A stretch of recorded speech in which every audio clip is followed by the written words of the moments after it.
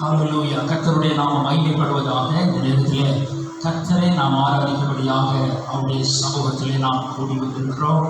நாம் இருக்கிற இடங்களில் நாம் ஒரு மனதோடு விடுதலையோடு கர்த்தரை நாம் ஆராதிப்போம். பூமியின் எல்லைந்து உள்ளவர்களே என்னை நோக்கி பாருங்கள் என்று சொல்லி நம்முடைய ஆண்டவராக இயேசு கிறிஸ்து சொல்லியிருக்கிறார். பூமியினுடைய எல்லை, இந்த உலகம் முழுவதும் உள்ள ஜனங்கள் அவரை நோக்கி பார்க்க வேண்டும் என்று சொல்லி விதத்திலே வாசிக்கிறோம். அவர்கள் அவரை நோக்கி பார்த்து பிரகாசம் அடைந்தார்கள், அவர்கள் முகங்கள் வெட்கப்பட்டு போனதில்லை என்று சொல்லி நாம் பார்க்கிறோம். இந்த காலை நேரத்திலே நாம் அவருடைய முகத்தை நோக்கி பார்ப்போம், அவரை ஆராதிப்போம், அவரை உயர்த்துவோம். நாம் ஒருமித்து அவருடைய நாமத்தை மகிமைப்படுத்துவோமாக. கண்களை மூடி நாம் ஜெபிப்போம். எங்கள் பரலோக பிதாவே, நாங்கள் உங்களுக்கு நன்றி செலுத்துகிறோம், உடைய நாமத்தை மகிமைப்படுத்துகிறோம். நீர் பரிசுத்தம் உள்ள தேவன், நீர் நீதி உள்ளவர் ஆண்டவரே. உங்களுடைய நாமத்தை நாங்கள் மகிமைப்படுத்துகிறோம். இந்த நேரத்தில் நாங்கள் ஒரு மனதோடு ஆண்டவரை ஆராதிக்க நாமத்தை மகிமைப்படுத்த எங்களுக்கு கிருபை தந்திருப்படியாக ஜெபிக்கிறோம். ஆவி நிறைவோடு நாங்கள் ஆராதிக்க எங்களுக்கு உதவி செய்வீராக. ஆண்டவரே, ஜனங்கள் எந்த இடங்களில் இருந்து கர்த்தரை ஆராதிக்கிறார்களோ அந்த இடங்களில் தேவனுடைய மகிமை, தேவனுடைய பிரசன்னம் நிறைவாய் இறங்கும்படி நாங்கள் ஜெபிக்கிறோம். ஆண்டவரே, ஆராதிக்கிற இடங்களில் பரிசுத்த ஆவியானவர் வல்லமையாய் நீர் இடைப்படும்படி நாங்கள் ஜெபிக்கிறோம். ஆண்டவர் கர்த்தர் ஒவ்வொருவரோடு பேசுவீராக, இடைப்படுவீராக. ஒவ்வொருவரையும் ஆண்டவர் ஆசீர்வதிக்கும்படியாக நாங்கள் ஜெபிக்கிறோம். ஆண்டவரே, தேவ பிரசன்னம் ஆண்டவரே ஒவ்வொருவருடைய ஆண்டவரே மேலும் இறங்கி அப்பா அவர்களை நீர் பலப்படுத்துவீராக, நீர் ஆசீர்வதிப்பீராக, நீர் விடுதலையாக்குவீராக. ஆண்டவரே, தேவனுடைய கிரியைகள் வெளிப்படும்படி நாங்கள் ஜெபிக்கிறோம். முழு இதயத்தோடு, முழு பலத்தோடு, முழு ஆத்மாவோடு கர்த்தரில் அன்பு கூர்ந்து நாங்கள் ஆராதிக்க நீர் எங்களுக்கு கிருபை தந்தரும்படி நாங்கள் ஜெபிக்கிறோம். ஸ்தோத்திரம். பரிசுத்த ஆவியானவரை வழிநடத்துவீராக. உம்முடைய கருத்தலை ஒப்புக் கொடுக்கிறோம். எல்லா துதிகர மகிமை யாவை நாங்கள் உமக்கே செலுத்துகிறோம். இரட்சகர் இயேசுவின் நாமத்தில் ஜெபிக்கிறோம் எங்கள் ஜீவனுள்ள நல்ல பிதாவே, ஆமென். ஆண்டவரே, நாம் மகிமைப்படுவதாக. தொடர்ந்து நாம் பாடி கர்த்தரை ஆராதிப்போம். இந்த நேரத்திலே பாஸ்டர் ஜான் சாமுவேல் அவர்கள் நம்மை பாடல் ஆராதனையிலே வழி நடத்துவார்கள். ஹல்லேலூயா. கர்த்தர் நல்லவர். ஆமென். ஒரே ஒரு வசனத்தை மட்டும் உங்களுக்காக நான் வாசிக்க ஆசைப்படுறேன். ஐசாயாவினுடைய 25வது அதிகாரம் அதனுடைய 8வது வசனம். அவர் மரணத்தை ஜெயமாய் விழுங்குவார். கர்த்தராகிய தேவன் எல்லா முகங்களிலுமிருந்து கண்ணீரை துடைத்து நமது ஜனத்தின் நிந்தையை பூமியில் இராதபடி முற்றிலும் நீக்கி விடுவார். கர்த்தரே இதை சொன்னார். பாருங்க, வசனம் அவ்வளவு தெளிவா சொல்லுது. அவர் மரணத்தை ஜெயமாய் விழுங்குவார். கர்த்தராகிய தேவன் எல்லா முகங்களிலிருந்தும் கண்ணீரை துடைத்து. ஹல்லேலூயா. இந்த மரணத்தை குறித்த பயம் உடையவர்களுடைய வாழ்க்கையில் எப்பயுமே கண்ணீர், கவலை, துன்பம் ஒருவேளை நமக்கு வந்துருமோ அப்படிங்கிற ஒரு தயக்கம் இருக்கும். ஆனால் இந்த நாட்களில் கர்த்தர் உங்களை பார்த்து சொல்லுகிற காரியம் என்னன்னா, உங்களுக்கு எதிராக, உங்கள் குடும்பத்திற்கு எதிராக எழும்பி நிற்கிற சத்துரு கொண்டு வந்திருக்கிற இந்த மரணம் என்கிற ஆயுதத்தை 2000 ஆண்டுகளுக்கு முன்பதாக கல்வாரி சிலுவையில இயேசு கிறிஸ்து விழுங்கி விட்டார். அந்த மரணத்தை கிறிஸ்து விழுங்கி விட்டார் என்று விசுவாசிக்கிறவங்க ஒவ்வொருவருடைய வாழ்க்கையிலும் மரணம் என்கிற காரியம் அண்டாது, கொள்ளை நோய் என்கிற காரியம் அண்டாது, துன்பம் என்கிற ஒரு காரியம் அண்டாது.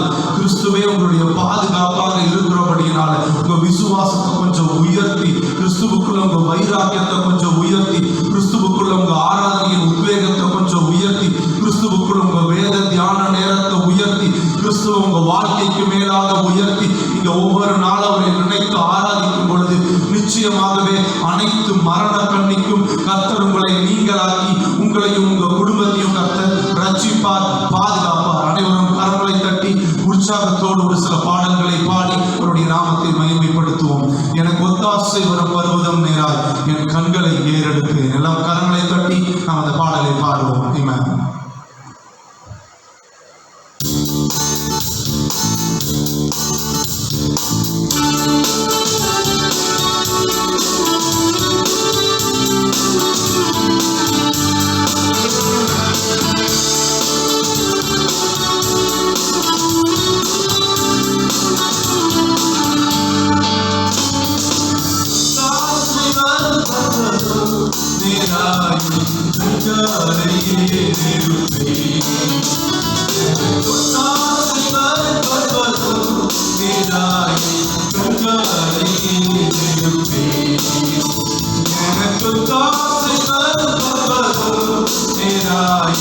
எனக்கு கடைசியாக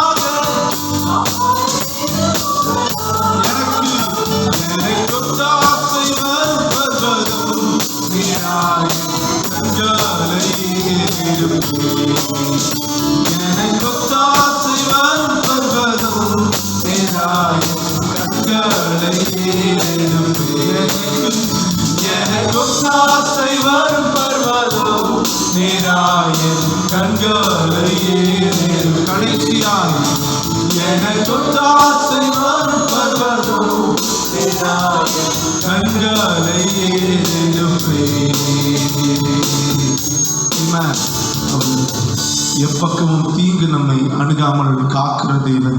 பாருங்க, ஒரு சத்துருவுக்கு இவ்வளோ ஒரு வல்லம் இருக்கும். நான் தீங்கு செய்யறதில்ல, மக்களுடைய உயிரை வாங்குகிறதில்ல, கேடு விளைவிக்கிறதுல, ஒரு அழிவை உண்டு பண்ணுகிறதுல சத்துருவுக்கே இவ்வளவு ஒரு வல்லம் இருக்கும்னா, நமக்காக அவருடைய ஜீவனை கொடுத்த தேவன் நம்மை பாதுகாக்கிறதுல, நம்மை பலப்படுத்துறதுல, நம்மை தைரியப்படுத்துறதுல சத்துருவை விட 1000 மடங்கு அதிகாரமும் வல்லமையும் உடைய தேவனை நாம் ஆராதித்துக் கொண்டிருக்கிறோம்.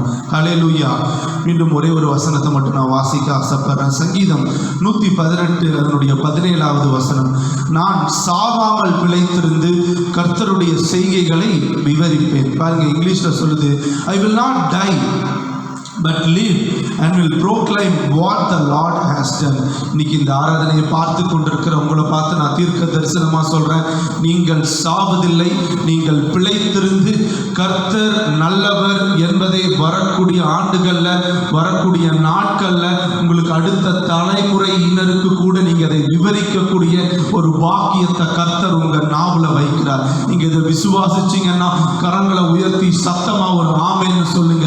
இதை சொல்லுகிற ஒவ்வொருவருடைய வாழ்க்கையிலும் உங்களுடைய ஆயுசு நாட்களை கர்த்தர் உயர்த்துவார். உங்களுடைய ஆயுசு நாட்களை கர்த்தர் நீட்டிக்க பண்ணுவார். ஸோ ஒரு உயிரை மரணத்தை கொண்டு வருகிற சத்துருவுக்கே இவ்வளோ வல்லம் இருக்குன்னா, நம்ம வாழ வேண்டும் என்பதற்காக, நம்மளுடைய பாவங்களுக்காக மரித்து நம்மை ஜீவனோடு இந்த பூமியில நிலைநாட்டி இருக்கிற இயேசுவுக்கு நம்மை பாதுகாப்பதற்கு எவ்வளவு வல்லமை இருக்கிறது. இதை உணர்ந்தவர்கள் அனைவரும் கரங்களை தட்டி, பறந்து காக்கும் பச்சையை போல எங்களை காக்கும் கர்த்தாவை என்கிற ஒரு சுகத்தின் பாடலை எல்லாம் விசுவாசித்து வைராக்கியத்தோடு நாம் பாடுவோம். ஆமென்.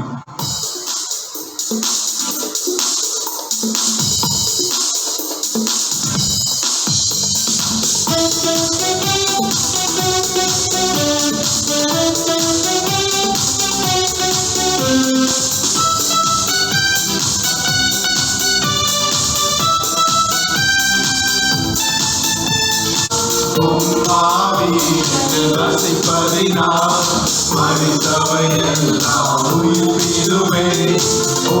ஆவி என்னில் வசிப்பதினால் மரித்தவை எல்லாம் உயிர்ப்பிடுமே.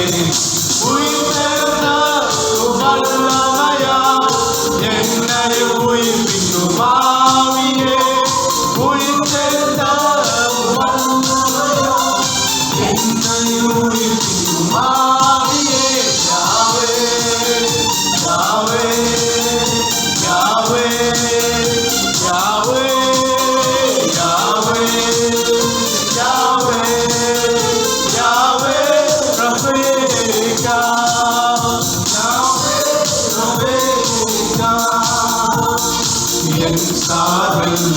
பலியானே எந்த நிலத்தை எடுத்துக்கொண்டே, என் சார்பில் நீ பலியானே எந்த நிலத்தை எடுத்துக்கொண்டே.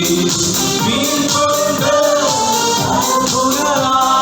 நிரந்தர சுகத்தை தந்தவரே, நீ கொண்ட தருப்புகளால் நிரந்தர சுகத்தை தந்தவரே.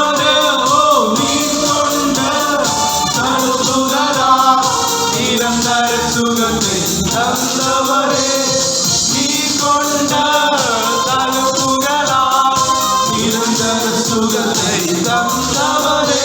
யாவே யாவே யாவே யாவே யாவே யாவே யாவே ரபேகா யாவே ரபேகா.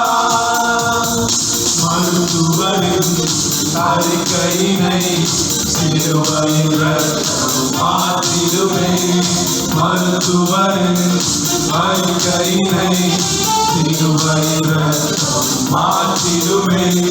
நீண்ட நாட்களினால் எங்களை திருப்தி செய்பவரே, நீண்ட நாட்களினால் எங்களை திருப்தி செய்பவரே. யாவே யாவே யாவே யாவே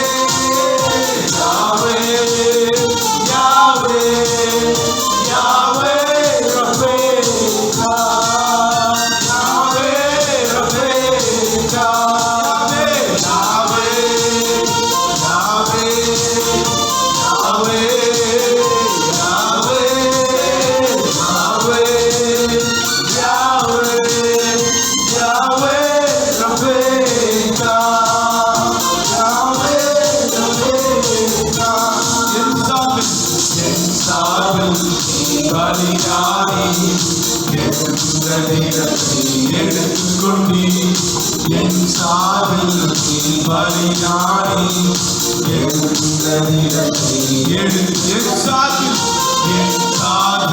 நீர் பலியாடி எங்களிடத்தை எடுத்துக்கொண்டீர் என் சாவில் நீர் பலியாடி எங்களிடத்தை எடுத்துக்கொண்டீர் நீர் கொண்ட கருப்புகளாம் நிரந்தர சுகத்தை தந்தவரே நீர் கொண்ட கருப்புகளாம் நிரந்தர சுகத்தை கடைசியாய் நீர் கொண்ட கருப்புகளாம் நிரந்தர சுகத்தை தந்தவரே நீர் கொண்ட கருப்புகளாம் நிரந்தர சுகத்தை கரகர கட்டி யாவே யாவே யாவே யாவே யாவே யாவே யாவே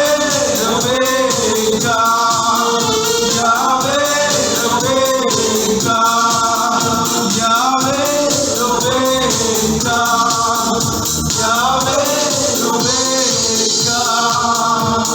ஆமாண்டவரே, இந்த நேரத்தில் ஆராதித்துக் கொண்டிருக்கிற ஒவ்வொருவருடைய வாழ்க்கையின் ஆயுசு நாட்கள் இயேசுவின் நாமத்தில் அது நீட்டிக்கப்படட்டும். ஆண்டவரே, சத்ரு எங்களுக்கு எதிராக கொண்டு வந்து கொண்டிருக்கிற அனைத்து விதமான அவருடைய செயல்கள், காரியங்கள், தந்திரங்கள், கொள்ளை நோய்கள் யாவும் ஆண்டவரே உம்மையே தெய்வமாக பற்றி கொண்டிருக்கிற எங்களுடைய வாழ்க்கையிலிருந்து அது இப்பொழுதே எங்களை விட்டு கடந்து போகட்டும். ஆண்டவரே, இயேசுவின் நாமத்தினால இப்பொழுது ஆராதித்துக் கொண்டிருக்கிற ஒவ்வொருவருடைய வாழ்க்கையிலும் பலவீனத்திற்கு பதிலாக நான் பலத்தை பேசுகிறேன் ஆண்டவரே.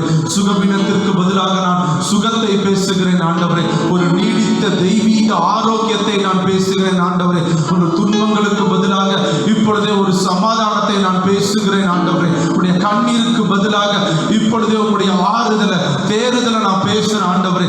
ஒவ்வொருவருடைய வாழ்க்கையிலையும் அடுத்து என்ன நடக்க போகிறது என்று தெரியாமல் அச்சமுற்று பயத்தோடு வாழ்ந்து கொண்டிருக்கிற ஒவ்வொரு பயத்தின் வாழ்க்கையும் இப்பொழுதே இயேசுவின் நாமத்தினாலே அது நீங்கி ஒரு தெளிவின் வாழ்க்கையாக, ஒரு ஞானத்தை பிரதிபலிக்கிற வாழ்க்கையாக, பயமில்லாமல் கர்த்தர் என்னோடு கூட இருந்து எனக்காக சகலவற்றையும் செய்து முடிப்பார் என்கிற ஒரு வைராக்கிய வாழ்க்கையாக இப்பொழுதே ஒவ்வொருவருடைய வாழ்க்கையும் இயேசுவின் நாமத்தில் அது மாறட்டும். ஆண்டவரை ஆராதித்துக் கொண்டிருக்கிற ஒவ்வொரு வீடுகளிலேயும் இரத்தத்தினாலான பாதுகாப்பு, கல்வாரி சிலுவையின் பாதுகாப்பு, நீர் எதற்காக 2000 ஆண்டுகளுக்கு முன்பாக மறித்தீரோ அந்த நோக்கத்தை நிறைவேற்றுகிற ஒரு பாதுகாப்பு, எதற்காக பிதா உம்மை இந்த பூமிக்கு அனுப்பினாரோ அந்த நோக்கத்தை நிறைவேற்றுகிற பாதுகாப்பு ஒவ்வொரு வீடுகளிலேயும் இன்றைக்கு அது உண்டாகட்டும். ஆண்டவரே, இனிமேல் எங்கள் திருச்சபையில எந்த ஒரு மரண செய்தியும் நாங்கள் கேட்கக்கூடாது ஆண்டவரே.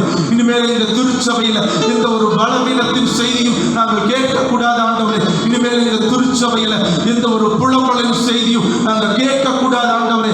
இயேசுவின் நாமத்தினாலே இந்த துர்ச்செய்திகளை கொண்டு வருகிற அனைத்து விதமான வான மண்டலத்தின் பொல்லாத ஆவிகளை இயேசுவின் நாமத்தினாலே பலிபீடத்திலிருந்து நான் சபிக்கிறேன் ஆண்டவரே. பலிபீடத்திலிருந்து நான் இப்பொழுதே அந்த ஆவிகளை இயேசுவின் நாமத்தினாலே நான் நிர்மூலப்படுத்துகிறேன் ஆண்டவரே. ஒரு தேவ பாதுகாப்பு இந்த திருச்சபையில் இருக்கிற ஒவ்வொருவருக்கும் இயேசுவின் நாமத்தினாலே உண்டாகட்டும் ஆண்டவரே. Thank you master, thank you master. இந்த சூழ்நிலைமையும் நாங்கள் உள்ளத்தின் ஆழத்தில் இருந்து ஆராதிக்கிறோம் இயேசுப்பா. இந்த இக்கட்டான சூழ்நிலைமையிலும் ஒரு நிமிஷம் கூட எங்க மனசுல உண்மையில் நாங்கள் கொண்டிருக்கிற அன்பு அது வீணா கீழே இறங்கி போல ஆண்டவரே. அந்த அன்பு குறையல ஆண்டவரே. இந்த ஒவ்வொரு நாளும் ஆண்டவரே எங்களுடைய சிந்தையெல்லாம் வேதத்துல அதிக பலப்பட்டு இருந்தது ஆண்டவரே. இந்த ஒவ்வொரு நாளும் நீர் எங்களுக்கு செய்த நன்மையை நாங்கள் நினைத்து பார்த்து கொண்டிருந்தோம் ஆண்டவரே. இந்த ஒவ்வொரு நாளும் நீங்க வாழ்க்கையில எவ்வளவு நல்லவராக இருந்து எங்க ஜீவனை எல்லாம் நீங்க பாதுகாத்து கொடுத்தீங்க இயேசுப்பா. இந்த ஒவ்வொரு நாளும் உடைய கிருபையை அளவில்லாமல் உணர முடிந்தது ஆண்டவரே. நீர் கொடுத்த இந்த ஜீவன் உலகமே ஸ்தம்பித்து போய் ஆண்டவரே எங்கும் மரண ஓலங்கள் ஒழித்துக் கொண்டிருக்கிற என்னுடைய இந்திய தேசத்துல என்னுடைய நாசியில உம்முடைய சுவாசத்தை நீங்க கொடுத்து உம்மை ஆராதிக்க வைத்திருப்பீரே ஆண்டவரே. உமக்கு என் மேல எவ்வளவு அன்புன்னு சொல்றவங்க மாத்திரம் 2 கரத்தையும் உயர்த்தி வாய்களை விரிவாய் திறந்து ஒரு 2 நிமிடம் மாத்திர கர்த்தரை நம்ம ஆராதிக்கலாம் ஆண்டவரே. நீர் இருக்கிறீர் இயேசுப்பா. நாங்கள் உள்ளத்தின் ஆழத்திலிருந்து ஆராதிக்கிற ஆண்டவரே, பவுல் சொன்னது போல எப்பேற்பட்ட நாச மோசமோ, எப்பேற்பட்ட பஞ்சமோ பட்டினியோ ஆண்டவரே நாங்கள் சொல்கிறோம், எப்பேற்பட்ட கொள்ளை நோயோ வந்து எங்களை அச்சுறுத்தினாலும் கிறிஸ்துவினுடைய அன்பை விட்டு, என்னை நேசித்து எனக்காக தன்னுடைய ஜீவனையே கொடுத்த என் அப்பன் இயேசுவின் அன்பை விட்டு எந்த ஒரு கொள்ளை நோயும் எங்களை பிரிக்க முடியாத ஆண்டவரே. எங்கள் விசுவாசத்தை தளர பண்ணுகிற சத்துருவினுடைய அனைத்து விதமான திட்டங்கள் இயேசுவின் நாமத்தினாலே இப்பொழுதே அது முறியடிக்கப்படட்டும் ஆண்டவரே. குடும்பமாக இணைந்து ஆராதித்துக் கொண்டிருக்கிற ஒவ்வொருவருடைய வாழ்க்கையிலும் விசுவாசம் வளரட்டும் ஆண்டவரே. உம்மை பற்றி அறிகிற அறிவு வளரட்டும் ஆண்டவரே. உண்மையில் கொண்டிருக்கிற தேவ அன்பு வளரட்டும் ஆண்டவரே. இதை ஆராதிக்கிற யாவரும் மரிப்பதே இல்லை ஆண்டவரே. அவர்கள் நீண்ட நாட்கள் உயிரோடு கூட இருந்து நீர் நல்லவர் என்பதை அடுத்த தலைமுறைக்கு எடுத்து சொல்லுகிற நாவுகளை உடையவர்களாக மாறட்டும் ஆண்டவரே. We thank you, Master. We thank you, Master. நீர் இருக்கிற இடம், உடைய பிரசன்னம் இருக்கிற இடத்துல எந்த நோயும், எந்த குறைவும், எந்த வைரஸும் எங்களை ஆளுகை செய்ய முடியாது. உடைய பிரசன்னம் எங்களை மூடிக்கொண்டிருக்கிற இந்த வேலையில எங்க குடும்பத்துல எந்த துர்செய்திகளுக்கும் இடமே இல்லை ஆண்டவரே. இதை நாங்கள் விசுவாசிக்கிறோம் ஆண்டவரே. இதை நாங்கள் விசுவாசிக்கிறோம் ஆண்டவரே. நீர் வானத்தையும் பூமியும் உண்டாக்கின தேவன். நீர் ஜீவனை பட்சிக்கிற தேவன் அல்ல, பட்சித்த ஜீவனை கூட உயிரோடு கூட எழுப்பி உமது நாமத்தின் மகிமைக்கு நான் வாழ பண்ணுகிற தேவன் ஆண்டவரே. We love you so much, Master. ரெண்டு கரங்களை உயர்த்தி தேவனை நம்ம ஆராதிப்போம்.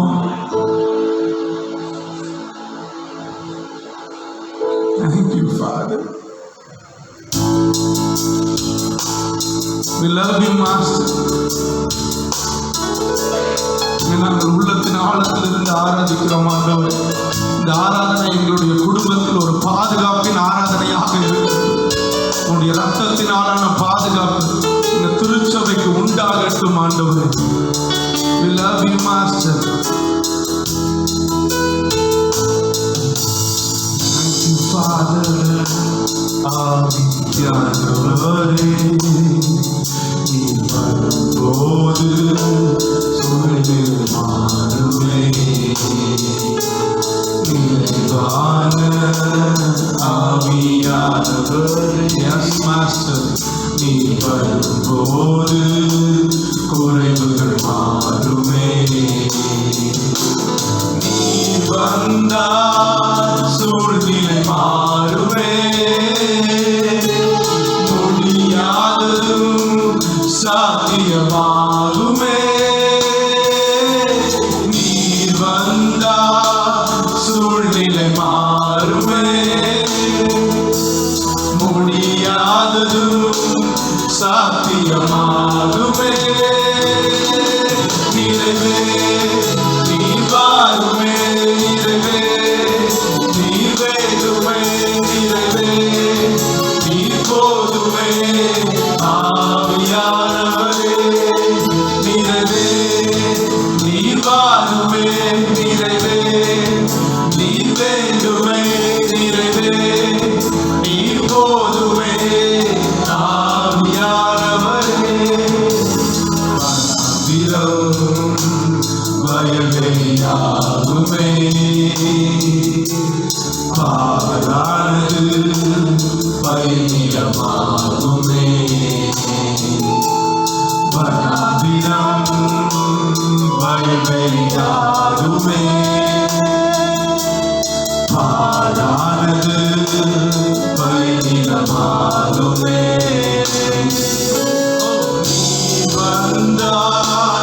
சூழ்நிலை மாறுமே. முடியாததும் சாத்தியமாகுமே. நீ வந்தால் சூழ்நிலை மாறும். ஒரு விசுவாசத்தோடு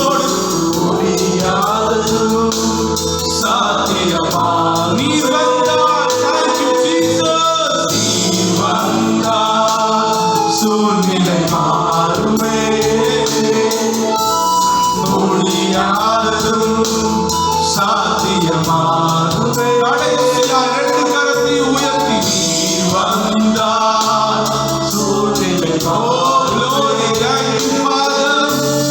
முடியாததும் சாத்தியமாகுமே. நீர் வாருமே நிறைவே, நீர் வேண்டுமே நிறைவே, நீர் போதுமே ஆவியானவரே நிறைவே, நீர் வாருமே நிறைவே, நீர் வேண்டுமே நிறைவே, நீர் போதுமே ஆவியானவரே. பலனாய் மாறுமே சுகவீனம் சுகமாய் மாறுமே. பலவீனம் பலனாய் மாறுமே சுகவீனம் சுகமாய் மாறுமே. நீர் வந்தார் சூழ்நிலை மாறுமே, முடியாததும் சாத்தியமாகுமே. கரத்தை உயர்த்தி நீர் வந்தார் சூழ்நிலை மாறுமே, முடியாததும் சாத்தியமாகுமே. நீர் வந்தார் சூழ்நிலை மாறுமே, முடியாததும் சாத்தியமாகுமே. கடைசியாய் ஒரே செய்வோம். நீர் வந்தார் சூழ்நிலை மாறுமே, முடியாததும் சாத்தியமாகுமே. கரங்களை உயர்த்தி நிறைவே நீர் வாருமே நிறைவே, நீர் வேண்டுமே நிறைவே, நீர் போதுமே ஆவியானவரே நிறைவே, நீர் வாருமே நிறைவே, நீர் வேண்டுமே நிறைவே, Father போதுமே ஆவியானவர் நிறைவே நிறைவே, நீர் வாருமே நிறைவே, நீர் வேண்டுமே நிறைவே, நீர் போதுமே ஆவியானவர் நிறைவே நிறைவே, நீர் வாருமே நிறைவே, நீர். Thank you, Father.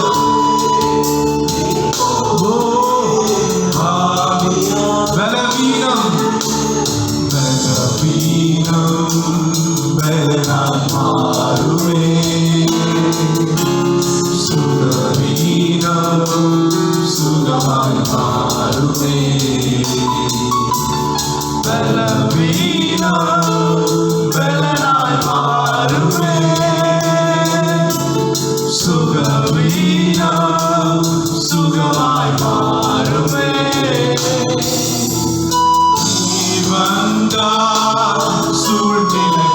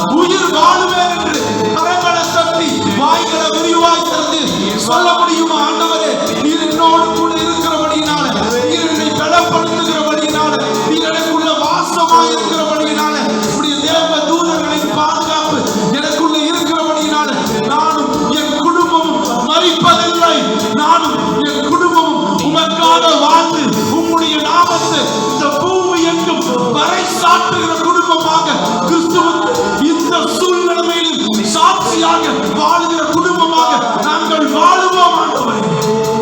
நீர் போதுமே ஆவியானவரே, நீரவே நீர் வாருவே, நீரவே நீர் வேண்டுமே, நீரவே நீர் போதுமே ஆவியானவரே.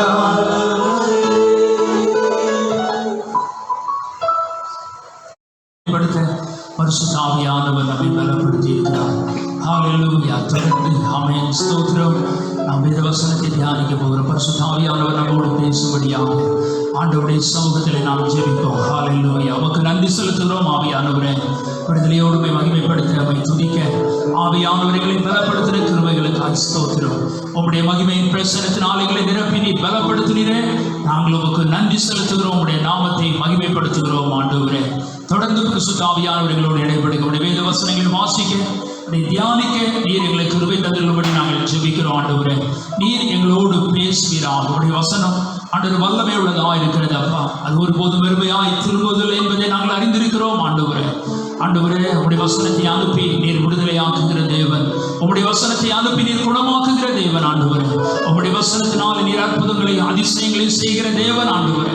அப்பா பரிசுத்த ஆவியானவர்களோடு கூட இடைப்படுங்க ஆண்டவரே. உடைய இருதயங்கள் ஆண்டவரே உமக்காக ஆண்டவரை ஏங்கும்படி கர்த்தர் உதவி செய்துள்ளபடி நாங்கள் ஜெபிக்கிறோம் ஆண்டவரே. மானானது நீரோடைகளை வாஞ்சித்து கதறுவது போல ஆத்துமாண்டவரை வாஞ்சித்து கதறும்படி நீர் எங்களுக்கு கிருபை தரும்படி நாங்கள் ஜெபிக்கிறோம். ஸ்தோத்திரம் ஆண்டவரே. உம்முடைய வசனத்தின் வார்த்தைகள் ஆண்டவரே எங்களுக்குள்ளே கடந்து செல்லட்டும். எங்களை அது பரிசுத்தப்படுத்தட்டும். எங்களை உருவாக்கட்டும் ஆண்டவரே. உமக்குள்ளே கனி கொடுக்க செய்யட்டும் ஆண்டவரே. உமக்குள்ளே நாங்கள் வளரும்படி எங்களுக்கு உதவி செய்துள்ளபடி நாங்கள் ஜெபிக்கிறோம். அன்று ஒவ்வொருவரை கர்த்தர் ஆசீர்வதிப்பீராக, பலப்படுத்துவீராக. அதை நம்முடைய கரத்தில் ஒப்புக் கொடுக்கிறோம். இரட்சகர் இயேசுவின் நாமத்தில் ஜெபிக்கிறோம் நல்ல பிதாவே, ஆமென். கர்த்தருடைய நாமம் மகிமைப்படுவதாக. தொடர்ந்து நாம் வேத வசனத்துக்கு நேராக நம்முடைய இருதயத்தை திருப்புவோம். வேத வசனத்தை நாம் தியானிப்போமாக. ஆண்டவருடைய நாம் மகிமைப்படுவதாக. அப்போஸ்தலர் நடபடிகள் 16ஆம் அதிகாரம் 25வது வசனத்திலிருந்து 34வது வசனம் வரையிலும் நான் வாசிக்கிறேன். அப்போஸ்தலர் 16வது அதிகாரம் 25வது வசனத்திலிருந்து 34வது வசனம் வரையில் வாசிக்கிறேன். நடுராத்திரியிலே பவுலும் சீலாவும் ஜெபம் பண்ணி தேவனை துதித்து பாடினார்கள். காவலில் வைக்கப்பட்டவர்கள் அதை கேட்டுக்கொண்டிருந்தார்கள். சடுதியிலே சிறைச்சாலையின் அஸ்திபாரங்கள் அசையும்படியாக பூமி மிகவும் அதிர்ந்தது. உடனே கதவுகள் எல்லாம் திறவுண்டது. எல்லாருடைய கட்டுகளும் கலந்து போயிற்று. சிறைச்சாலைக்காரர் நித்திரை தெளித்து சிறைச்சாலையின் கதவுகள் திறந்திருக்கிறதை கண்டு கட்டுண்டவர்கள் ஓடி போனார்கள் என்று எண்ணி பட்டயத்தை உருவி தன்னை கொலை செய்து கொள்ள போனான். பவுல் மிகுந்த சத்தமிட்டு, நீ உனக்கு கெடுதி ஒன்றும் செய்து கொள்ளாதே, நாங்கள் எல்லாரும் இங்கேதான் இருக்கிறோம் என்றான். அப்பொழுது அவன் தீபங்களை கொண்டு வர சொல்லி உள்ளே ஓடி நடுநடுங்கி பவுலுக்கும் சீலாவுக்கும் முன்பாக விழுந்து அவர்களை வெளியே அழைத்து வந்து, ஆண்டவமாரே, ரட்சிக்கப்படுவதற்கு நான் என்ன செய்ய வேண்டும் என்றான். அதற்கு அவர்கள், கர்த்தராகிய இயேசு கிறிஸ்துவை விசுவாசி, அப்பொழுது நீயும் உன் வீட்டாரும் ரட்சிக்கப்படுவீர்கள் என்று சொல்லி அவனுக்கும் அவன் வீட்டில் இருந்த யாவருக்கும் கர்த்தருடைய வசனத்தை போதித்தார்கள். மேலும் ராத்திரியில் அந்நேரத்திலே தானே அவன் அவர்களை அழைத்து கொண்டு போய் அவர்களுடைய காயங்களை கழுவினான். அவனும் அவனுடையவர்கள் அனைவரும் உடனே ஞான ஸ்நானம் பெற்றார்கள். பின்பு அவன் அவர்களை தன் வீட்டிற்கு கூட்டிக் கொண்டு போய் அவர்களுக்கு போதனை கொடுத்து தன் வீட்டார் அனைவரோடும் கூட தேவனிடத்தில் விசுவாசம் உள்ளவனாகி மனமகிழ்ச்சியாயிருந்தான். ஆண்டவருடைய நாம் மகிமைப்படுவதாக. எல்லாருக்கும் தெரிந்ததான நல்ல ஒரு வேத பகுதி. இங்கே பவுலும் சீலாவும் சிறைச்சாலையிலே இருந்து அவர்கள் அங்கே செய்ததான முக்கியமான காரியங்களை நாம் அங்கே பார்க்க போகிறோம். அவர்கள் தம்முடைய வாழ்க்கையிலே தேவனுடைய திட்டம் என்ன என்பதை விளங்கி கொண்டு அவர்கள் செயல்பட்ட விதம் மிகவும் ஆச்சரியமான ஒரு காரியமாய் இங்கே காணப்படுகிறது. சரி, நம்ம இங்கே பார்க்கிறோம், அவர்கள் அடிக்கப்பட்டு சிறைச்சாலையிலே அவர்கள் வைக்கப்படுகிறார்கள் என்று சொல்லப்படுகிறது. ஏன், எதற்காக அவர்கள் அடிக்கப்படுகிறார்கள், அடிக்கப்படுவதற்குரிய காரணம் என்ன என்று சொல்லி அதுக்கு முந்தைய சில வசனங்களை வாசிக்கும் போது நாம் புரிந்து கொள்ள முடிகிறது. 16வது வசனத்திலிருந்து வாசிக்கும் போது, நாங்கள் ஜெபம் பண்ணுகிற இடத்துக்கு போகையில் குறி சொல்ல ஏவுகிற ஆவியை கொண்டிருந்து குறி சொல்கிறதினால் தன் எஜமான்களுக்கு மிகுந்த ஆதாயத்தை உண்டாக்கின ஒரு பெண் எங்களுக்கு எதிர்பட்டாள். அவள் பவுலையும் எங்களையும் பின்தொடர்ந்து வந்து, இந்த மனுஷர் உன்னதமான தேவனுடைய ஊழியக்காரர், ரட்சிப்பின் வழியை நமக்கு அறிவிக்கிறவர்கள் என்று சத்தமிட்டாள். இப்படி அநேக நாள் செய்து கொண்டு வந்தாள். பவுல் சினம் கொண்டு திரும்பி பார்த்து, நீ இவளை விட்டு புறப்படும்படி இயேசு கிறிஸ்துவின் நாமத்தினாலே உனக்கு கட்டளையிடுகிறேன் என்று அந்த ஆவியுடனே சொன்னான். அந்நேரமே அது புறப்பட்டு போயிற்று. அவருடைய எஜமான்கள் தங்கள் ஆதாயத்தின் நம்பிக்கை அற்று போயிற்று என்று கண்டு பவுலையும் சீலாவையும் பிடித்து சந்தை வெளியில் உள்ள அதிகாரிகளிடத்தில் இழுத்து கொண்டு போனார்கள். அவர்களை அதிகாரிகளிடத்தில் ஒப்புவித்து, யூதர்களாகிய இந்த மனுஷர் நம்முடைய பட்டணத்தில் கலகம் பண்ணி ரோமராகிய நாம் ஏற்றுக்கொள்ளவும் அனுசரிக்கவும் தகாத முறைமைகளை போதிக்கிறார்கள் என்றார்கள். என்ன அப்படின்னா, குறி சொல்கிறதுனாலே வருகிற ஆதாயம் அற்று போறபடியினாலே அவர்கள் பவுலையும் சீலாவையும் பிடித்து அடித்து அவர்கள் சிறைச்சாலையிலே அவர் வைக்கிறார்கள் என்று சொல்லி நாம் அங்கே பார்க்கிறோம். இப்போ நம்ம பார்க்கிறதான நேரத்தில் அவர்கள் சிறைச்சாலையிலே இருந்து வேதத்தில் சொல்லப்பட்டிருக்கிறது, அவர்கள் பாடி ஆண்டவரை தேவனை துதித்து பாடினார்கள் என்று சொல்லப்பட்டிருக்கிறது. ஜெபம் பண்ணி தேவனை துதித்து பாடினார்கள். ஒரு பெரிய ஆராதனையை 2 பேரும் அங்கே நடத்துகிறார்கள். எந்த சூழ்நிலையிலே அவர்கள் அங்கே தேவனை துதிக்கிறார்கள்? மிகவும் அடிக்கப்பட்டு வேறையான ஒரு சூழ்நிலையில அவர்கள் ஆண்டவரை துதிக்கிறார்கள். நாட்களில் நாம் பார்க்கிறதான நேரத்தில் சில நேரங்களில் நம்முடைய வாழ்க்கையில் ஒரு சின்ன ஒரு தோல்வி வந்தாலோ, ஒரு கஷ்டம் வந்தாலோ, ஒரு நஷ்டம் வந்தாலோ, நாம் தேவனை ஆராதிப்பதற்கு, தேவனை துதிப்பதற்குரியதான ஒரு இருதயம் நமக்கு இல்லாமல் போகிறது. ஏன் தேவன் எனக்கு இதை அனுமதித்தார், ஏன் ஆண்டவர் இந்த காரியத்தை செய்தார் என்று சொல்லி நாம் பல நேரங்களில் குழம்பி போய் தேவனை ஆராதிக்க மனமற்றவர்களாக தேவனை விட்டு விலகி செல்கிற அனுபவம் நம்முடைய வாழ்க்கையில உண்டாகி விடுகிறது. அப்போ தேவனை உண்மையாய் புரிந்து கொண்டவர்கள், தேவனுக்குள்ளாக உண்மையாக வளர்ந்து கொண்டிருக்கிறவருடைய வாழ்க்கையில அப்படிப்பட்ட சோர்வுகள், துன்பத்தினாலோ வேறு எந்த சூழ்நிலையினால் வருகிறதான அந்த சோர்வுகள் அவர்கள் கர்த்தரை ஆராதிப்பதற்கோ அல்லது தேவனோடு உள்ள ஐக்கியத்திலே இடையூறு உண்டாக்குவதற்கோ அது ஒருபோதும் முடியாது என்பதை நாம் தெளிவாக அறிந்து கொள்ள வேண்டும். இது கொஞ்சம் ஆச்சரியமான காரியம். அடிப்பட்டு ஒருவேளை நம்மை போல ஒருவேளை சிலர் என்ன செய்யலாம், முறுமுறுக்கல் ஏன் ஆண்டவர் செய்தார், நான் ஆண்டவரை ஆராதிக்க மாட்டேன், நான் ஜெபிக்க மாட்டேன், ஆலயத்துக்கு போக மாட்டேன், அப்படி என்றெல்லாம் ஜனங்கள் இந்த நாட்களில் சொல்கிறவர்கள் இருக்கத்தான் செய்கிறார்கள். ஆனால் இவர்கள் ஆண்டவருடைய நாமத்தின் நிமித்தம், ஆண்டவருடைய நாமத்தினால் ஊழியத்தை செய்ததன் நிமித்தம் இவர்கள் அடிக்கப்படுகிறார்கள். இவர்கள் அடிக்கப்பட்டு இவர்கள் வேதனையோடு இருக்கும் போது சும்மா இருக்கல்ல, அவர்கள் அங்கே கர்த்தரை பாடி ஜெபம் பண்ணி பாடி துதித்து ஆண்டவரை விடுதலையோடு ஆராதிக்கிறார்கள். அப்ப அசாதாரணமான சூழ்நிலையிலும் தேவனை துதித்து ஆராதிக்க முடியாத அந்த சூழ்நிலையிலும் கூட அவர்கள் தேவனை ஆராதிக்கிறார்கள். அந்த அப்படிப்பட்டதான நிலைமையில நம்முடைய வளர்ச்சி இருக்க வேண்டும் என்பது மிகவும் முக்கியமான ஒரு காரியமாக இருக்கிறது. ஆண்டவரை துதித்து அவர்கள் ஆண்டவரை ஆராதிக்கிறார்கள் என்று சொல்லி நாம் பார்க்கிறோம். ஆராதிக்கிறதான நேரத்தில் அங்கே என்ன சம்பவம் நடக்கிறது என்று வேதத்தில் சொல்லப்படுகிறது. சடுதியிலே சிறைச்சாலையின் அஸ்திவாரங்கள் அசையும்படியாக பூமி மிகவும் அதிர்ந்தது. உடனே கதவுகள் எல்லாம் திறவுண்டது, எல்லாருடைய கட்டுகளும் கலந்து போயிற்று என்று சொல்லப்படுகிறதை பார்க்கிறோம். ஆண்டவரை துதித்து ஆராதித்துக் கொண்டிருக்கும் போது பெரிய ஒரு பூமி அதிர்ச்சி அங்க உண்டாகி என் கதவுகள் எல்லாம் திறக்கிறது. எல்லாருடைய கட்டுகள், எல்லாருடைய கைகளிலே போட்டதான அந்த சங்கிலிகள் எல்லாம் அவிழ்ந்து போனது என்று சொல்லி பார்க்கிறோம். ஏனென்றால் 24ஆம் வசனத்தில் வாசிக்கிறோம், அவர்கள் உட்காவலர்களே அடைத்து அவர்கள் கால்களை தொழுமரத்திலே கட்டி வைத்தார்கள். அப்ப அவர்கள் அங்கும் இங்கும் அசைய முடியாத அளவுக்கு அவர்கள் கட்டப்பட்டிருக்கிறார்கள். இப்போ அவர்கள் ஆண்டவரை பாடி துதித்து ஆராதித்த போது அந்த காரியத்தை செய்வதை பார்க்கிறோம். ஏன் அவர்கள் பாடி துதித்து ஆராதித்திருப்பார்கள்? அவர்களுக்குள்ளே கர்த்தருடைய ஆவியானவர் இருக்கிறார். அவர்கள் எப்பொழுதும் தேவனுடையதான ஒரு காட்ஸ் கான்சியஸ்ல இருக்கிறபடினாலே அந்த ஆவியானவர் அவர்களுக்குள்ளே ஆராதிக்கும்படியான ஒரு உணர்வை கொடுத்த போது ஆண்டவர்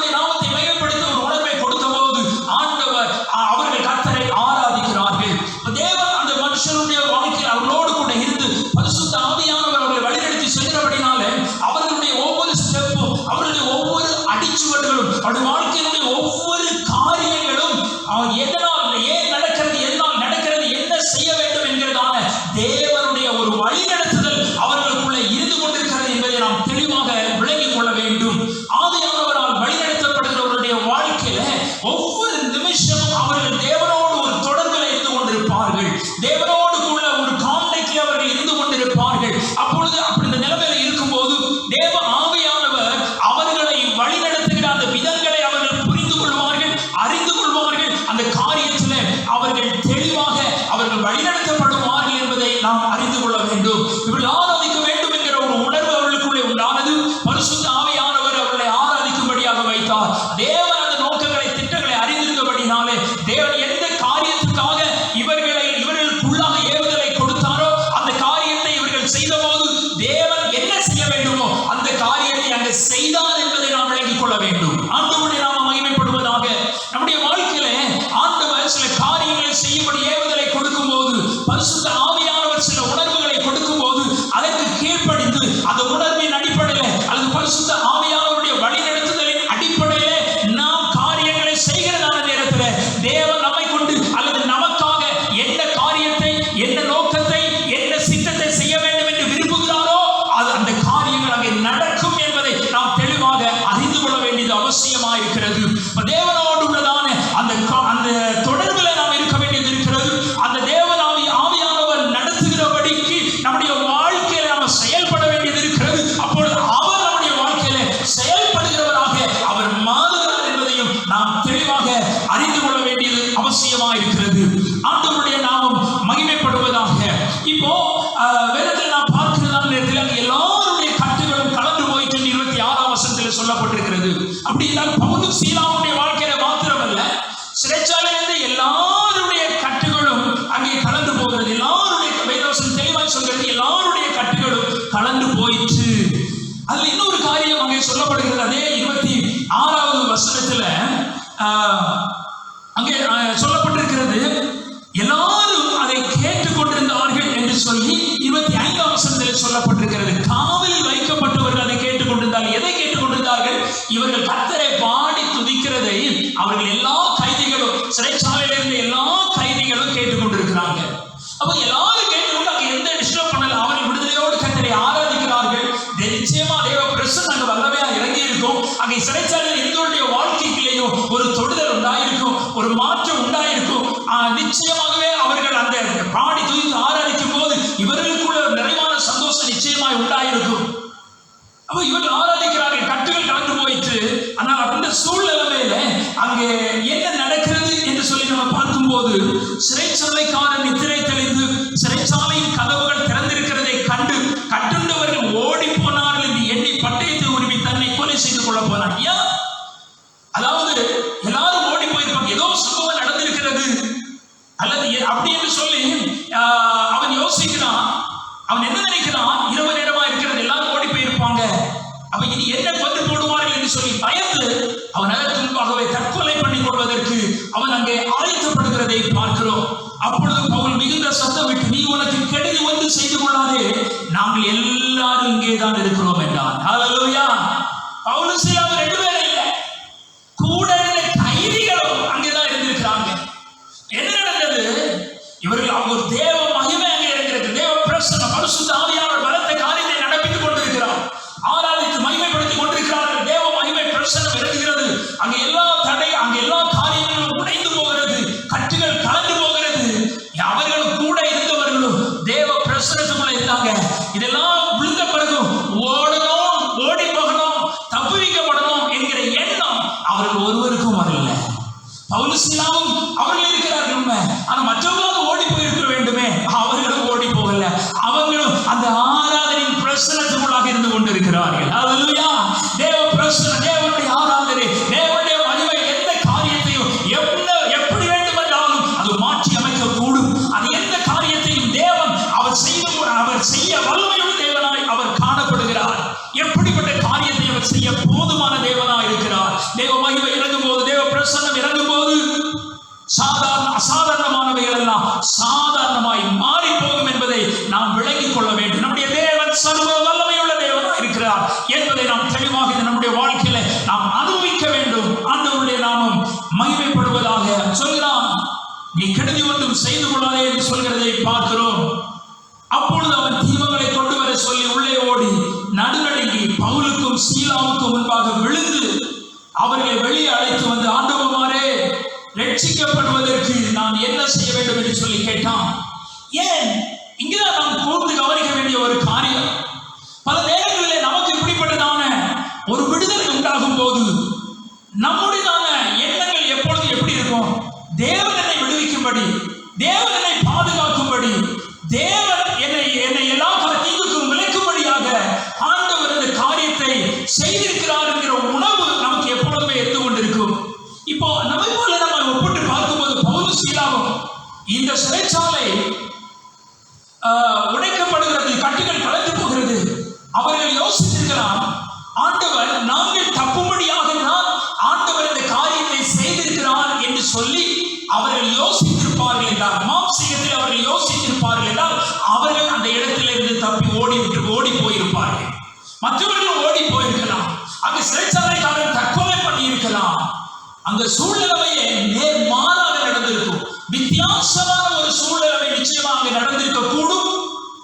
ஆனால் அவர்கள் எல்லாமே தங்களுக்கு ஆதாயமாக அவர்கள் எடுத்துக்கொள்ளவில்லை. ஆண்டவருடைய காரியத்தை எங்களை தப்புவிக்கதான் செய்தார் என்று சொல்லி மாம்சீகத்தை யோசிக்கல. அவர்கள் தேவனுடைய சித்தத்தை, தேவனுடைய திட்டத்தை நிறைவேற்றுவதில் அவர்கள் மிகவும் கவனமாக இருந்தார்கள். எந்த காரியத்தை, அதாவது தேவன் என்ன நோக்கத்திற்காக இதை செய்தார், தேவன் எதற்காக இதை செய்தார் என்கிறதான அறிவு அவர்களுக்குள்ளே இருந்தது.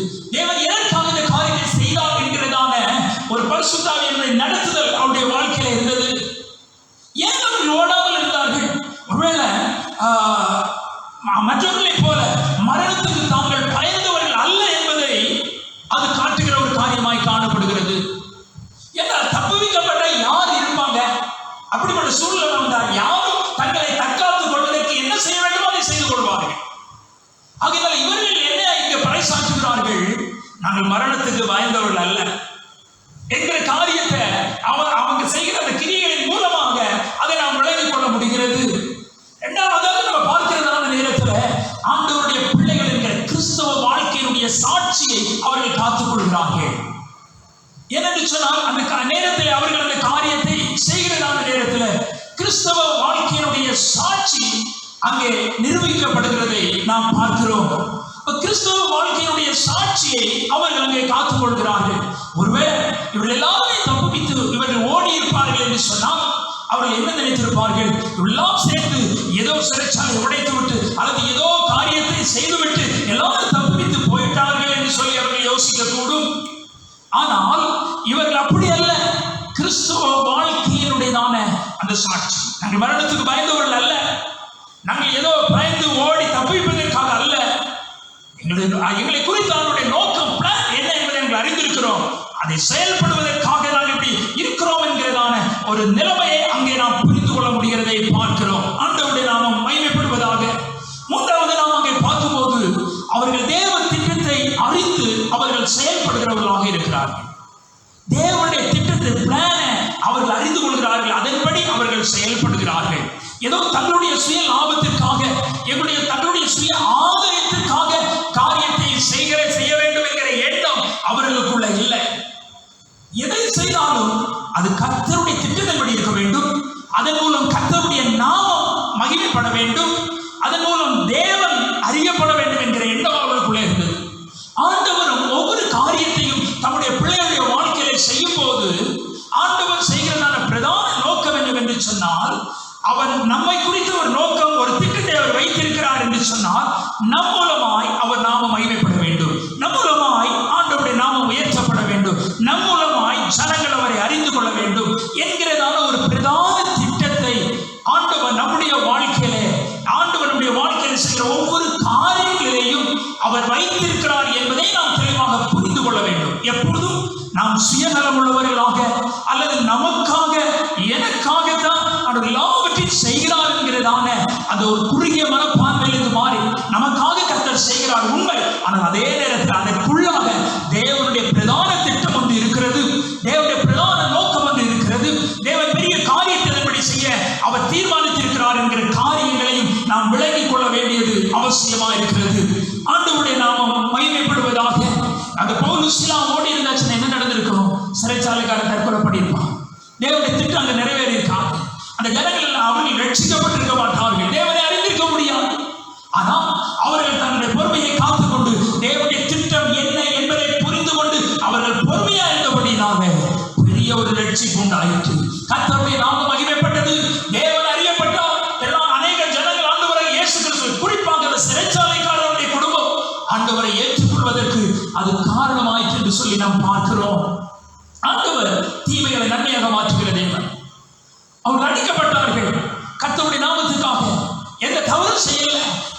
நன்மைகள் செய்ததனால் அடிக்கப்பட்டார்கள். ஆனால் சிறைச்சாலையில் வைக்கப்பட்டார்கள், தவறு செய்யவில்லை. ஆனால் அந்த நேரத்தில் கர்த்தரோடு உள்ளதான ஐக்கியத்தில் அவர்கள் குறையப்பட்டு போகல. ஆண்டவரை ஆராதிக்கிறதுல குறையப்பட்டு போகல. தேவனை நோக்கி அவர்கள் முறுமுறுக்கல். ஏன் எனக்கு தீமை, எதனால நான் ஊழியம் செய்ய மாட்டேன்னு சொல்லல. தேவனை புரிந்து கொண்ட அந்த முதிர்ச்சியை நம்ம அங்க பார்க்கிறோம். அவருடைய நோக்கம் என்னது? என்ன செய்தாலும் சாகிறது வரையிலையும் அவருடைய நாமத்தை பிரசித்தப்படுத்தணும். சாகிறது வரையிலையும். அதனால அடிக்கப்பட்டாலும், அதனால நெருக்கப்பட்டாலும், அதனால பட்டினி கிடந்தாலும், என்ன செய்தாலும் ஆண்டவருக்கு சாட்சியா இருக்கணும், ஆண்டவருக்கு உண்மையா இருக்கணும், ஆண்டவருடைய நாமத்தை நாம் மகிமைப்படுத்தணும். அப்படி என்கிற காரியத்துல அவர்கள் மிகவும் தெளிவா இருந்ததை நாம் பார்க்கிறோம். அப்படிப்பட்ட கிறிஸ்தவ வாழ்க்கையில் இருக்கிற ஜனங்கள் இன்னைக்கு மிகவும் குறைவு. இன்னைக்கு எல்லாருமே அநேக ஜனங்கள் அதிகமானவர் ஆதாயத்துக்காக கிறிஸ்துவை பின்பற்றுகிறவர்களாக இருக்கிறார்கள். தேவன் என்ன கொடுப்பார், என்ன செய்வார், எனக்கு என்ன கிடைக்கும் என்ற ஒரு எதிர்பார்ப்பு தான் அதிகமாக இருக்கும். ஆனால் நம்முடைய வாழ்க்கையிலே நம்முடைய ஒவ்வொரு செயல்களிலேயும் ஆண்டவர் ஒரு பிரதான நோக்கத்தை வைத்திருக்கிறார் என்பதை நாம் மறந்து போகக்கூடாது. ஒரு பெரிய திட்டத்தை ஆண்டவர் வைத்திருக்கிறார் என்பதை மறந்து போகக்கூடாது. நம்மை கொண்டு ஆண்டவர் பெரிய காரியங்களை செய்ய இருக்கிறார் என்பதை நாம் மறந்து போகக்கூடாது. துன்பத்திலும் தெய்வ திட்டம் இருக்கிறது, இன்பத்திலும் தெய்வ திட்டம் இருக்கிறது. அது ஒருபோதும் அது மாறுவதில்லை என்பதை நாம் அறிந்திருக்கிறோம். அப்படிப்பட்டதான ஒரு தன்மையோடு கிறிஸ்துவோடு நாம் நெருங்கி வாழ வேண்டியது அவசியமாக இருக்கிறது. ஆண்டவருடைய நாமம் மகிமைப்படுவதாக. இன்னும் அப்போஸ்தலர் நடவடிக்கைகளில் 12ஆம் அதிகாரத்தில் பார்க்கிறோம். பேதுரு சிறைச்சாலையிலே காக்கப்பட்டிருக்கையில் சபையார் அவருக்காக தேவனை நோக்கி ஊக்கத்தோட ஜெபம் பண்ணார்கள். ஆனால் அங்க நடந்த காரியம் என்ன?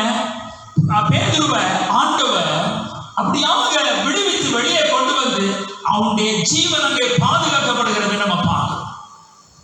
அங்க ஜீவன் பாதுகாக்கப்பட்டு ஆண்டவர் விடுதலையாக்கி கொண்டு வருகிறார். அதிலையும் தேவ திட்டம், அது தேவனுடைய திட்டம்.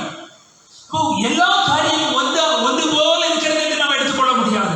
பவுலும் சீலாவுடைய வாழ்க்கையில விடுவித்தது எதற்கு? அநேக ஜனங்கள் ரட்சிக்கப்படுவதற்காக, அங்க பெரிய மாற்றம் உண்டாவதற்காக ஆண்டவர் செய்தார். பேதுருடைய வாழ்க்கையில் ஆண்டவர் செய்வதற்கு காரணம் என்ன? பேதுருவை விடுதலையாக்கி அவனுடைய மரண தண்டனையிலிருந்து விடுவித்து வெளியே கொண்டு வர வேண்டும் என்பதற்காக கர்த்தர் செய்தார். ஒவ்வொருவருடைய வாழ்க்கையிலையும் ஒரு நோக்கத்தை கர்த்தர் வைத்திருக்கிறார் என்பதை நாம் விளங்கிக் கொள்ள வேண்டியது அவசியமாக இருக்கிறது. ஆண்டவருடைய நாமம் மகிமைப்படுவதாக.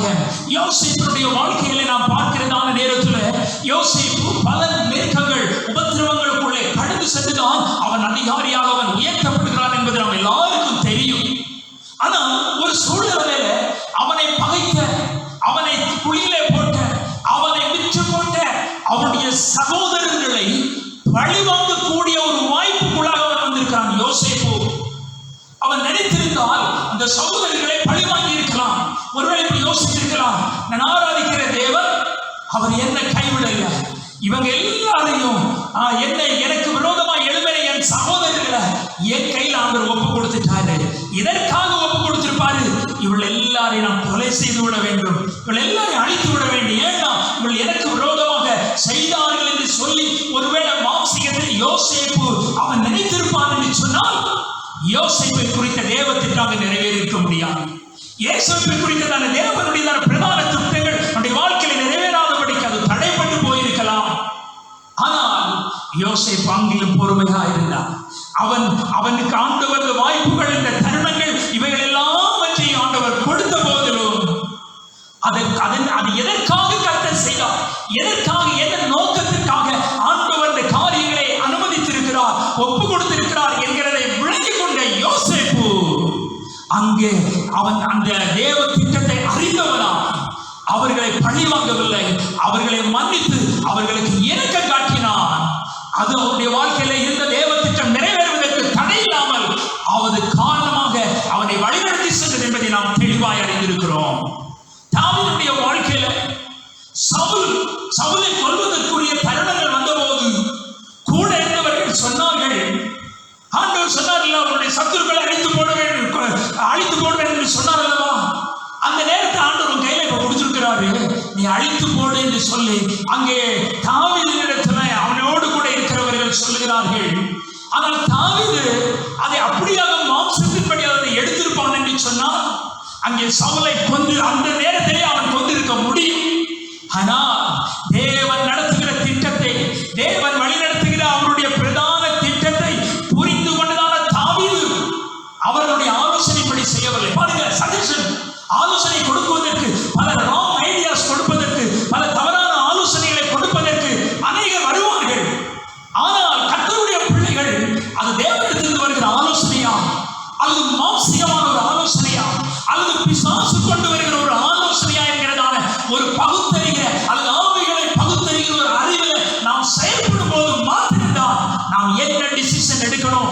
நாம் என்ன தீர்மானம் எடுக்கணும், நாம் எப்படி செயல்பட வேண்டும் என்கிற காரியத்தை நாம் புரிந்து கொள்ள முடியும்.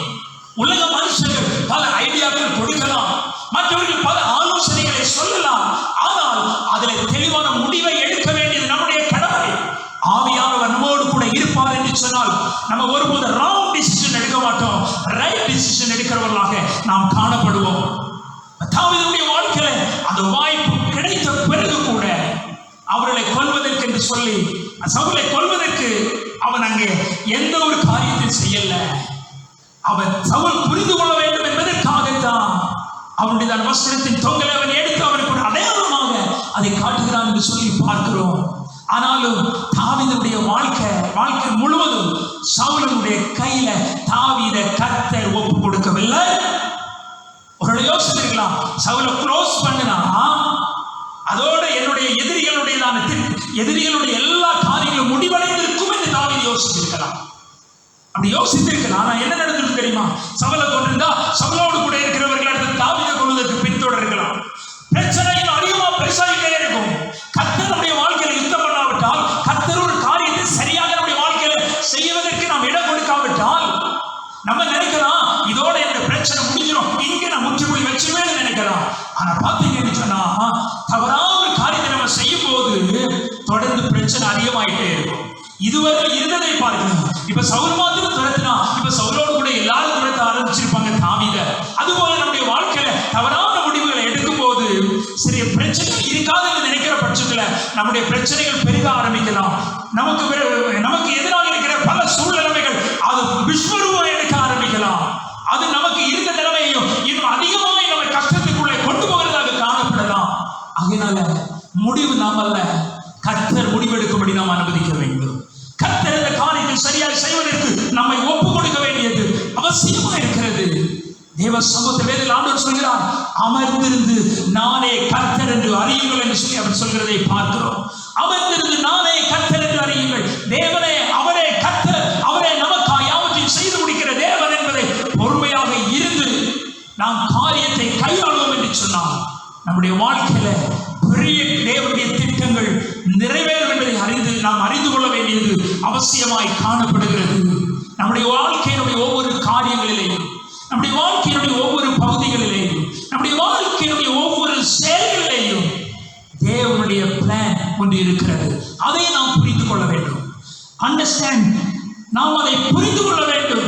Understand the God's plan. தேவனுடைய பிளான், தேவனுடைய திட்டத்தை நாம் சரியாக புரிந்து கொள்ள வேண்டியது அவசியமாக இருக்கிறது. எதற்காய் கர்த்தர் இந்த காரியத்தை அனுமதிக்கிறார், எதற்காய் கர்த்தர் காரியத்தை செய்கிறார் என்று சொல்லி அதை புரிந்து கொண்டவர்களாய் தேவனோடு ஒரு தொடர்பில் இருந்து அந்த காரியத்தை நாம் கையாளும் போது தேவன் உன்னதமான ஒரு வெற்றியை, ஜெயத்தை நமக்கு கொடுத்து நம்முடைய வாழ்க்கையில ஜெயத்தை கொடுக்கிறது மாத்திரமல்ல, அவருடைய திட்டத்தையும் நம்முடைய வாழ்க்கையில அவர் நிறைவேற்றி முடிப்பதற்கு அவர் வல்லமை உள்ள தேவனாய் இருக்கிறார். அதற்கு நாம் இடம் கொடுப்போம். ஆண்டவர் பெரிய காரியங்களை செய்வார்.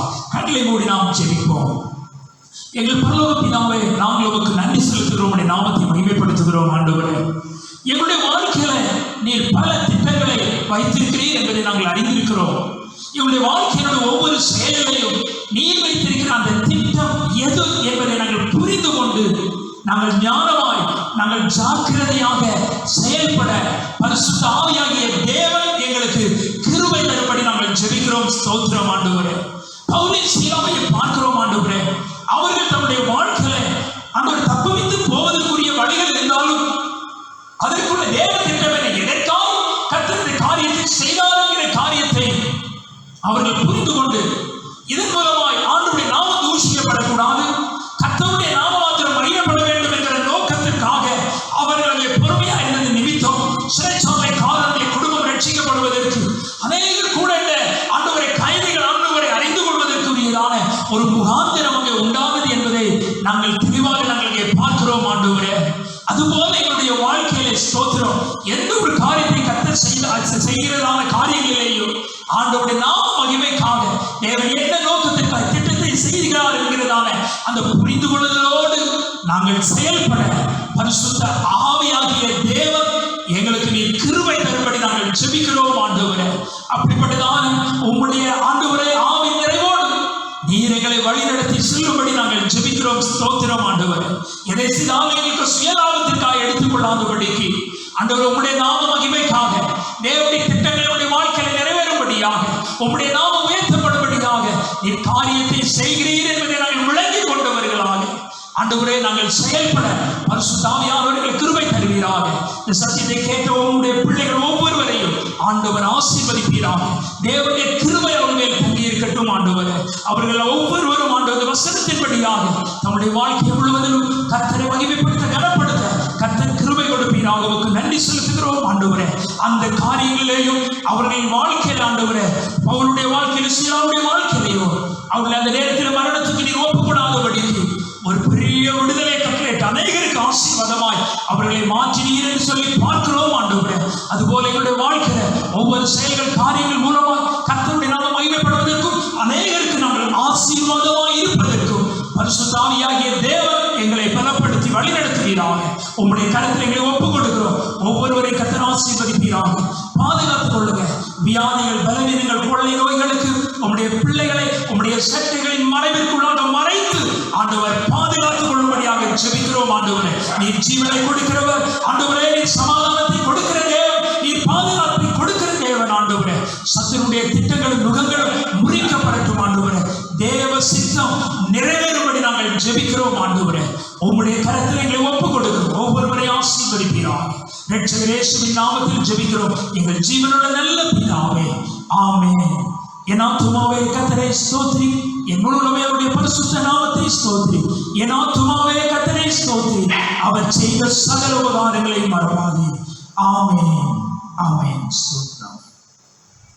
God bless you. கர்த்தர் ஒவ்வொருவரையும் ஆசீர்வதிப்பார். ஆமென்.